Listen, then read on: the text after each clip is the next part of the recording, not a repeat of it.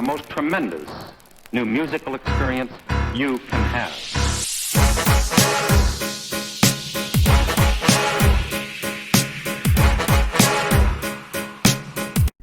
Hey, what's up, y'all? It's Logan, and I'm bringing y'all this podcast for the week of February 7th, 2020. This video going up on the 6th, the day before. Same usual concepts. We'll be talking about what I've been listening to, what's coming out this week. I have a short little review to get out, and then a feature topic. The only difference being that I will be talking about what I've been listening to this week with my feature topic, because it kind of goes along with that, as it seems like it usually does on some occasions. Anyways, so first we will talk about what is coming out this week. So first off, we have Brent Faiyaz, however you say it, don't quote me on that, dropping a short little tape called F the World, just 10 tracks. We'll see how that one turns out. You know, I know he usually drops some good stuff, so got my hopes up for that one. We'll see what he comes out with.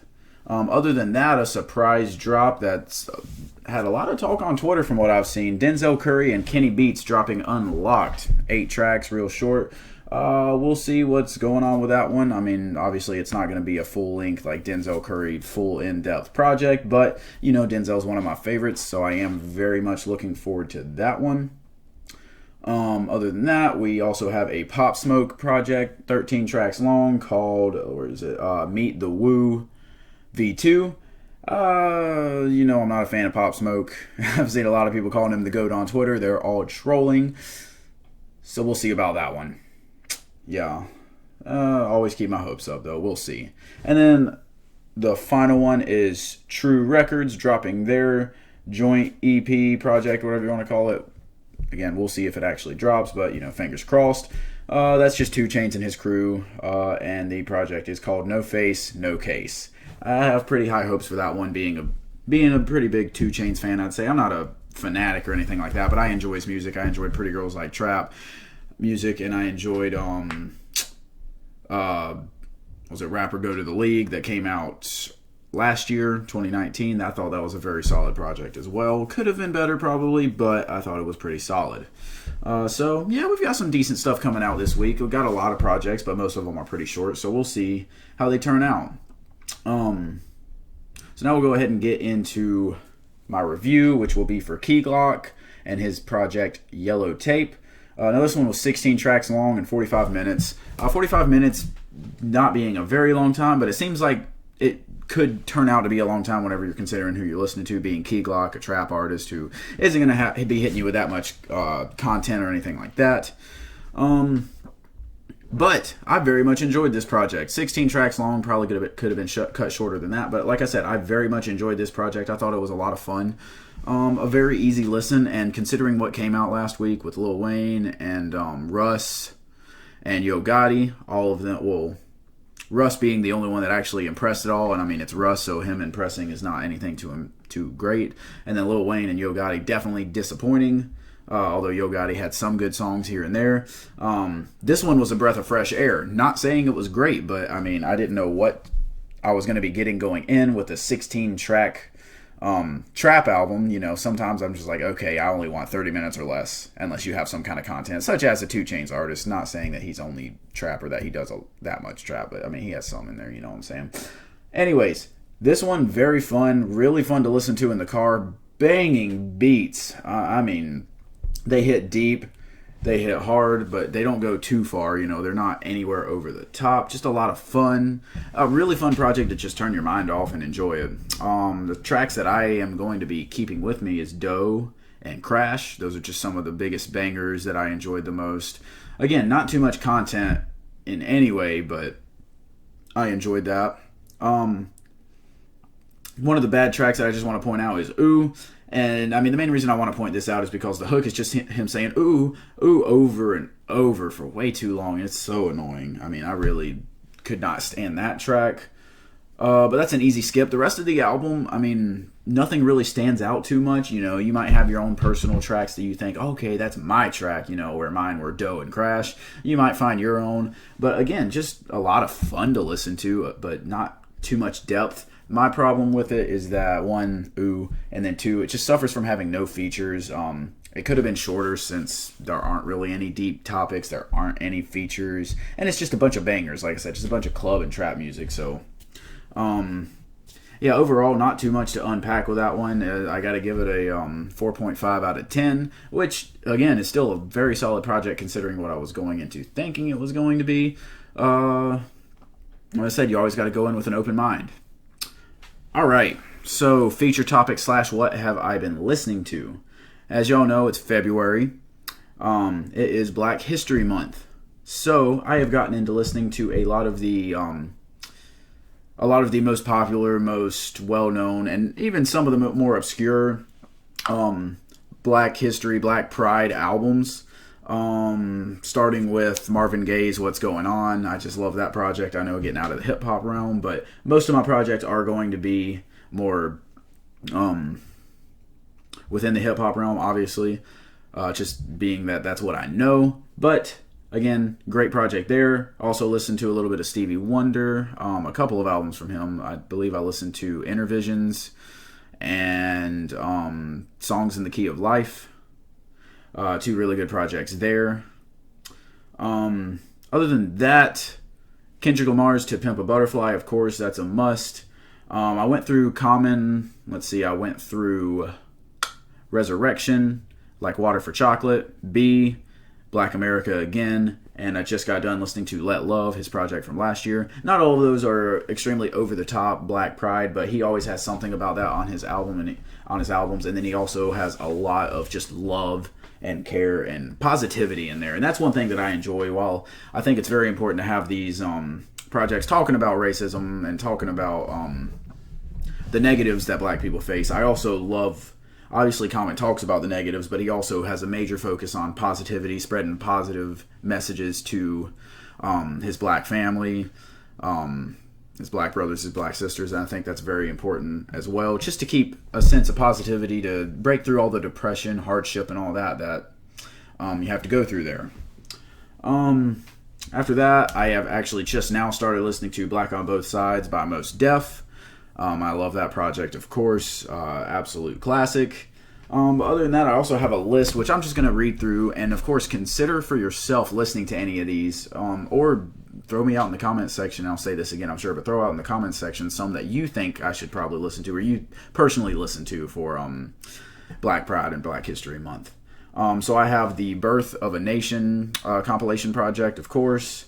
I have from last year, Wale's Wow, That's Crazy. I just felt like that one had, again, a lot of positive vibes and a lot of well, one, it talked specifically about Black women, but then also just, sue me, I'm rooting for everybody that's Black, stuff like that. Dead Prez, I'll be listening to their project, Let's Get Free. Joey, I'll be listening to his All American Badass, of course. That one speaks for itself. Solange, she always has some stuff that is very pro-Black and pro-Black woman and pro-woman in general, but I'll be listening to some of her stuff. I haven't quite figured out what yet, but we'll cross that bridge when we get there. I'll definitely be listening to Rhapsody's Eve because obviously it spreads Black positivism, but it also spreads positivity to Black women. Talks about the hardships they have to go through, and I love that project. Brand Nubians, One for All. Poor Righteous Teachers, Holy Intellect. Boogie Down Productions, Edutainment. Paris, The Devil Made Me Do It. Arrested Development. I'm just going to say 3 years. It's a long title. I'm just going to say 3 years. You can find it based off of that. Queen Latifah's Black Rain. Goody Mob's Soul Food. Razkaz, Soul on Ice. Black Star, Most Def and Talib Kweli. And finally on my list, and again, there's going to be plenty more added. I just wanted to put these down right now to get my thoughts clear and then add to it as I get closer to the end, because this will probably take me a solid, close to a week to get through. The Miseducation of Lauryn Hill, of course, by Lauryn Hill. That one, again, having positive messages, having messages of love. But a lot of these, of course, are talking about the hardships, are very in your face. Forgot to mention, and I don't know how, I also already got through Ice Cube's Death Certificate. One of the most over-the-top, aggressive albums whenever it comes to fighting oppression, fighting back against racism, and bringing a voice to people who feel like they don't have one. So, That being said, why do I think it's so important to listen to these kind of projects? It's important because, I mean, you've got to bring yourself to understand them better. You know, as a white person, I don't understand them to the level that I feel like I should be able to. Obviously, I'm never going to have to go through things like this, especially not to that level. So being able to listen to it and hear from other people, yes, it's more helpful, obviously, to hear personally. And I definitely listen to all of my friends whenever I can, just hearing what they go through. But to hear from these people who even made it out and are still dealing with it, and also talking about the days before they got out, whenever they were dealing with it on an even deeper level. But then also hearing that it doesn't, like I said, it doesn't end whenever they get out of the ghetto, or whenever they get out of wherever they're from. And they become famous. You know, you think, oh yeah, everyone respects famous people, but then, you know, your managers try to screw you over, and they think, you know, they can take advantage of you because you're black, you don't know better, or whatever. It's just stupid crap like that. I think it's very important to educate yourself, but then also, if you do happen to be a black person, I mean, obviously you know what it's like, what you go through, but I think it's very important for a lot of people who can relate to that, to hear it from some of their idols, from some of their role models, to say, you know what, it's not just us down here. Even they go through it, being, again, famous people, you know, growing up in that and then never really getting out of it. So I think it's very important for them to put out albums like this, and I think it's hugely important to listen to them and learn from them. That's the point of music, is to spread messages, to open up about yourself, to let people into your personal life. And of course, yes, a lot of times music can be exaggeration of self, not just representation of self, but even exaggerations usually have some level of truth to them whenever you're expressing them in that way. And so that's why I believe it is very important to listen to these type of albums. And I believe it's very important for them to continue to come, even though we may say, you know, we've heard it in every single way we could. The problem hasn't stopped, so why should we quit talking about it? You know? And we're not going to quit talking about it until it does become no longer a problem. The sad part, obviously, being that we don't know how to get rid of it. I mean, really, no one knows how to get rid of it. And I wish there was a magical answer, but there never will be. It's going to be a lot of hardships, a lot of fighting. We've made a lot of progress, but there's so much more progress to go. So, that being said, let me know if you liked my list. Let me know some albums that I should add to it. Of course, I'm not done adding to it yet. I'm personally going to keep adding to it, but if you have any suggestions for me to throw on there, please let me know. Artists, albums, anything, let me know. Doesn't just have to be hip-hop, R&B, pop, I mean, whatever genre, rock even, I don't care, whatever genre. And it doesn't just have to focus on black excellence or anything like that. It could just be a really famous black artist. Like, I mean, I've seen multiple lists include Thriller by Michael Jackson, or well, really any Michael Jackson album, but specifically usually Thriller, because it is usually agreed upon as his best.